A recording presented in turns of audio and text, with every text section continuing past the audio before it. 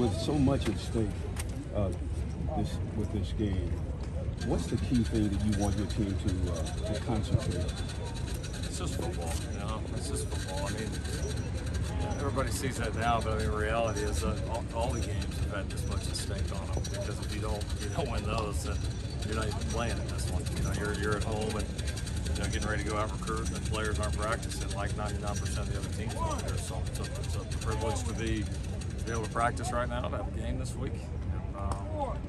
We've progressed as a team, and we'll continue to do it. But I mean, for us, it's playing ball, and it's what this team enjoys to do, and we've got better. And we need to take those steps again this week. Keep the same approach that we've had. But isn't it ironic that the team you're playing is a team that gave you your only loss this year, and it's for all the marbles, so to speak? Yeah, no, it's great that it worked out that way. I mean, it's a championship game. I mean, you're gonna play a good team regardless. Like, I don't think we would be any more or less excited if it was anybody else. I mean, I've actually been in this situation twice where the one team, or one of the teams that got us during the year, we ended up playing later on. So I mean, this is not a revenge game, and that's not what this is. We played a really good football game, as did Utah up in Salt Lake, which was a league college football game. Came down to one play here or there. They got us that time. But this is not about that game. This is a new game, a new challenge, a new setting. Teams have evolved. Both teams have changed, certainly throughout the year. So this is about that, and obviously the opportunities in that. Lincoln, yesterday was the year anniversary of you officially being hired here. When you look back a year later, anything that really stands out from that sort of whirlwind, 24, 48 hours? There is. I mean, honestly, we're in the middle of a short week right now. It's kind of not. It's not on my mind. I'm sure in the off season, as once the year winds down, I'll think about it a little bit. I mean, it was a crazy time. It was a lot going on. I feel about right now like I did then. It's kind of when you do sit back for a second and think about where we were a year ago, and kind of some of the things that have transpired for this team and the program during the time. It's fun to think about, but it's just not the time and place right now. I get everybody's talking, it's been a year, and that's been great. But the main thing right now is this opportunity that we've worked so hard over the past year to put ourselves in front of. And, we came here to get an opportunity to play in games like this with opportunities like this. And it's exciting for us that we get to do it here in New York. When you've had success in the past, well, I mean, it's a challenge still. I mean,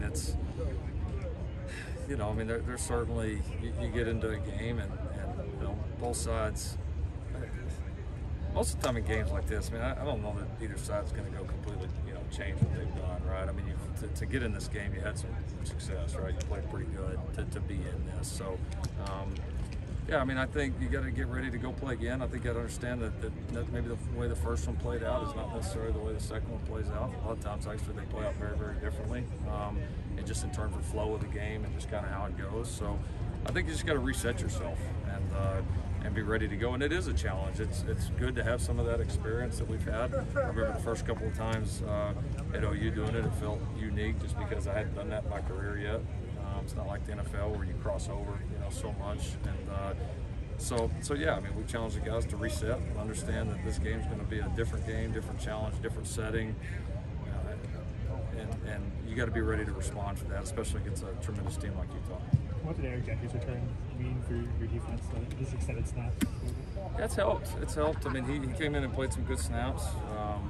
He was still a little rusty, but he made a couple plays like he tends to do. Similar to some of our guys that have missed extended time. That first game back was, he did some good things. He's moving around a lot better now, and you miss that much time, you got to reset yourself a little bit. And so being able to play some the other night and do some good things for us was great. We expect he'll be quite a bit better this week. Justin Dietich said last week, I think, that post-game locker room scene after Utah was really the moment where he thought to himself, like, this team really cares and the culture has really changed. For you, did that feel like a turning point for this team in the course of the season, that you really see it hit something after that? Yeah, I don't know that I'd say turning point, but I think it was like we were tested in a way there that we hadn't, right? We experienced failure. experienced the loss, and we hadn't experienced that yet. And you know, if you try to change some things, you win games.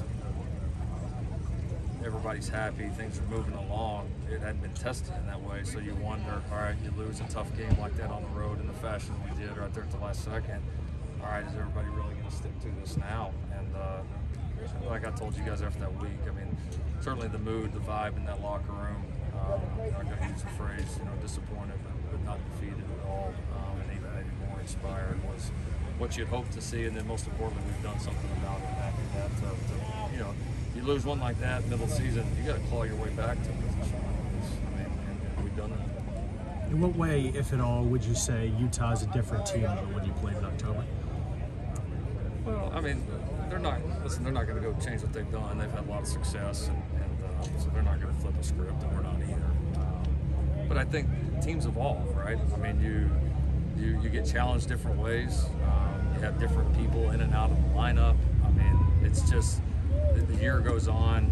Sometimes you start featuring this player or that player more, or teams start attacking you this way or that way more, and it's just kind of ever evolving. And so, you know, somebody that you played there mid-season, I mean, they've played a lot of games since then, and we have too. They've had a lot of changes in personnel, and we have too. And so that's just kind of how it plays out. And then again, I think the biggest thing is in our heads. It's, you know, the game doesn't always play out the same way the second time. So you got to have an open mind and just be ready to go compete.